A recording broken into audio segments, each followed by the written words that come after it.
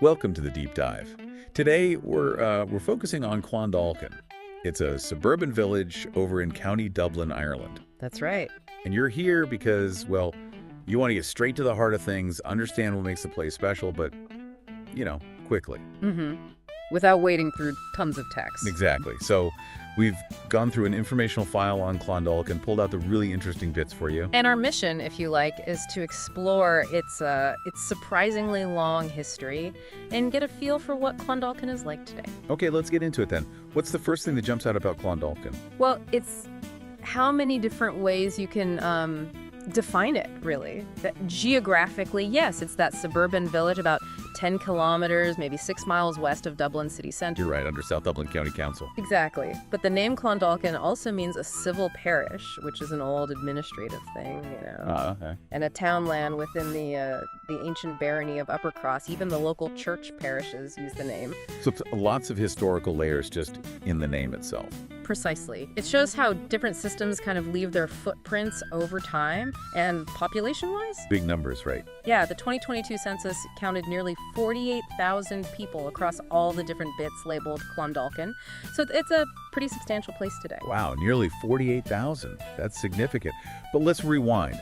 Way back, we're talking thousands of years. We really are. Neolithic tribes settling there maybe 600 years ago.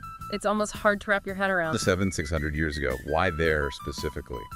It seems the location was just, well, ideal. It's right on the River Camac, it overlooks the Liffey, and it controlled an inland route. A strategic spot, even back then. Definitely. Think about it. You've got water, fish from the rivers, the higher ground gives you good views, defense maybe. And that pass you mentioned, a natural corridor for travel or trade. Exactly. It wasn't just about survival, it was a convergence of useful geographical features, a really advantageous place to be. Makes sense. Okay. Fast forward a bit. Celts arrive on the scene. Indeed. The sources mention the Quill and Celtic people. There's even some speculation linking them to a tribe called the Cauchy on Ptolemy's old map. Speculative, though. Yeah, that connection's debated, needs more solid proof. But what isn't debated is the evidence on the ground. Lots of mounds and raths. Raths, those are the circular earthwork fortress. Yeah, that's them. They strongly suggest a significant Celtic presence there, scattered across the landscape. Okay, and then comes a really defining period. The monastic settlement. This is huge for Clondalkin.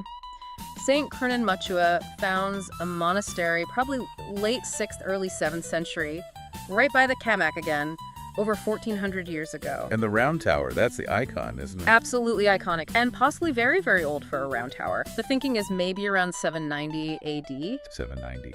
But aren't most round towers like 10th to 12th century? That's the general wisdom, yes. So if Clondalkin's tower is that early, it could be one of the oldest we have left. Which would mean? Well, it might push back our understanding of when this type of building really took off in Ireland. It suggests Clondalkin was an important, maybe even innovative, center very early on. And it wasn't just about building towers, it was a center of learning, too. Oh, definitely. By the 8th century, it had a bishop, St. Fugilus, and they were producing manuscripts, like the Clondalkin Mass Book. Which ended up where? It's now in Karlsruhe, in Germany, which is a whole other story, isn't it? How these precious objects traveled across Europe back then. It really is.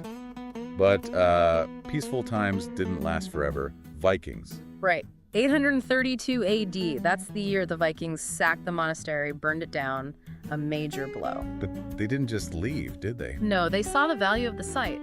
Amlaib Conum, one of the early Norse kings of Dublin, built a fortress there in the mid-9th century. So it flips from a religious center to a military stronghold. Exactly. Same strategic advantages, different purpose. Shows how important the location remained. But that Viking fortress wasn't exactly secure either. No, not at all. In 867, an Irish king, Cenedig mac Gaithin from Luigus, attacked it, burned the fortress, killed supposedly 100 of Amlaib's followers. Wow. Constant conflict. It really paints a picture of that era, doesn't it? Constant power struggles over key locations. Yet somehow the monastery came back from that. That's pretty resilient. Incredibly resilient. It was restored. And interestingly, these Irish monasteries, Clondalkin included, actually played a role in converting some of the Viking settlers to Christianity. So it wasn't just conflict, there was some cultural exchange too. Yes, influence went both ways, though the area stayed largely under Norse control until, the Battle of Clontarf in 1014, Brian Bory's victory. And the Round Tower just stood there through all of that.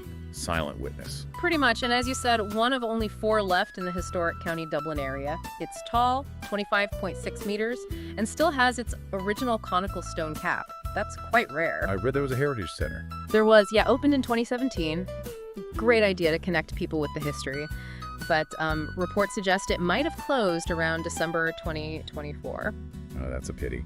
Maintaining these sites is always a challenge, I suppose. It really is. Funding, upkeep, it's tough. Are there other old landmarks still around, besides the tower? Yeah, a few things. There's St. Bridget's Well. Tradition says St. Bridget herself used it for baptisms way back in the 5th century. Wow, 5th century. Whether true or not, it shows her importance in local folklore. Exactly. It connects the place to these really foundational figures. And then there's Tully's Castle. Not a huge castle, maybe. It's a tower house. More fortified residence than, say, Dublin Castle. But it's one of 3 medieval tower houses still standing in the village. And it's a national monument now, another link to that medieval past. Okay, so we've got this incredibly deep history, but let's jump to today. Modern Clondalkin. What's the picture now? Well, it's a large, busy suburb. We mentioned the population figure, around 46,000 back in 2016, and close to 48,000 more recently. So, plenty going on. Oh yeah, it's got everything you need day to day. Supermarkets, smaller shops, cafes, restaurants, pubs. There's a Garda station on Orchard Road. It functions as its own town, really. Sounds like it. And libraries. You mentioned those earlier. Right. There's a branch of South Dublin Libraries in the old Carnegie Library building that itself speaks volumes about a long tradition of learning. A Carnegie Library. Nice. Yeah. And they've invested more recently, too. Opened the North Clondalkin Library in 2020. So access to information, culture, it seems valued. And churches. Yeah. Still active. Yes, St. John's Church, the Church of Ireland one, dates from 1789, but it's built on a much older medieval church site. So even there, you see that continuity. Interesting. And I saw something about fair trade. Ah, yes. Clondalkin became Ireland's 51st fair trade town back in March 2014. What does that actually mean for a town? Is it symbolic or? It's a bit of both. It definitely raises awareness about ethical trading, encourages local shops to stock fair trade goods. It builds a kind of community identity around it, too. Connects the local to the global, I guess. Precisely. And worth mentioning, though maybe less picturesque, the area is also where you find Wheatfield and Clover Hill prisons. There are major institutions nearby. Right, okay. Now, practical stuff. Getting around. How's Clondalkin connected? Pretty well, actually. Lots of Dublin bus routes, 13, 60, 68, 69, 151, G2, L54. They'll get you into the city center or out to places like Tallaght, Liffey Valley Shopping Center. And other bus companies, too. Yep. Go ahead. Ireland runs some routes as well, like the W2 and L51 connecting to Lucan and Leixlip. And Bus Arian stops at Newlands Cross on the edge. What about trains? There's Clondalkin Railway Station. It's got a bit of a history itself, opened way back in 1846.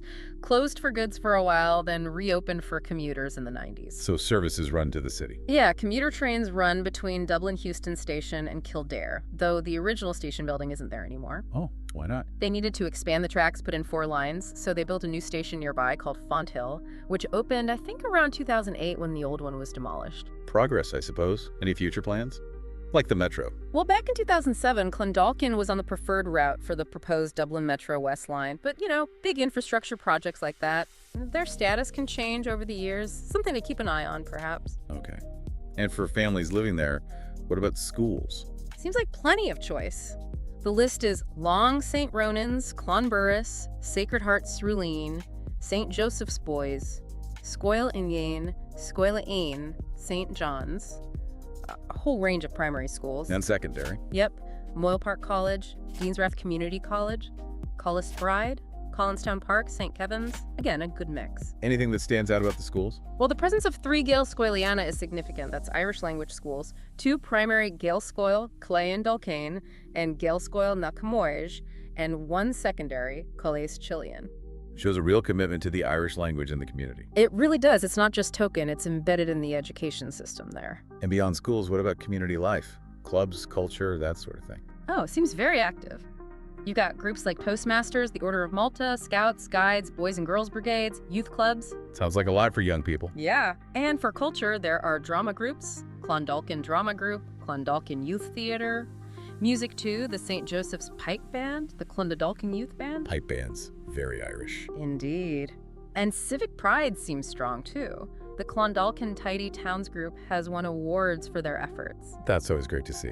And, linking back to the language, there's Áras Cronain. It's a dedicated center promoting Irish language and culture. They've won national awards, even hosted the big Oireachtas na Gaelge festival. So that Irish language presence isn't just in the schools, it's a wider community focus. Definitely. There was even talk back around 2012 about making Clondalkin an official Irish language network area. That shows real grassroots engagement. Okay, last piece of the puzzle. How does Clondalkin fit into the political structures? Right. Nationally, for electing TDs to the Dáil Éireann, it's in the Dublin Midwest constituency. And locally, for the council. It's mainly in the Clondalkin local electoral area for South Dublin County Council elections. A few bits might fall into Tallaght Central, but that Clondalkin electoral area itself is made up of smaller divisions, like Clondalkin Denali, Clondalkin Village, again reflecting those layers of geography. So wrapping this up, it really feels like Clondalkin is, well, way more than just another Dublin suburb. Absolutely. It's got this incredible depth, millennia of history, from Neolithic people through that major early Christian monastery, surviving Viking raids, showing amazing resilience. And that history isn't just in books. You can still feel it with the tower, the castle ruins. Exactly. And alongside that deep past, it's clearly a living, breathing, modern community today. Diverse, busy, with its own distinct character. A fascinating place. Truly. And that leads to a final thought, really, for you listening. Given this incredible journey Clondalkin has been on thousands of years, what might it be like in another 1,000 years? A big question. It is. What parts of its identity that we've talked about, that ancient resilience, the monastic legacy, the community spirit today, what do you think will still be shaping Clondalkin way off in the future? What echoes will remain? Something to ponder.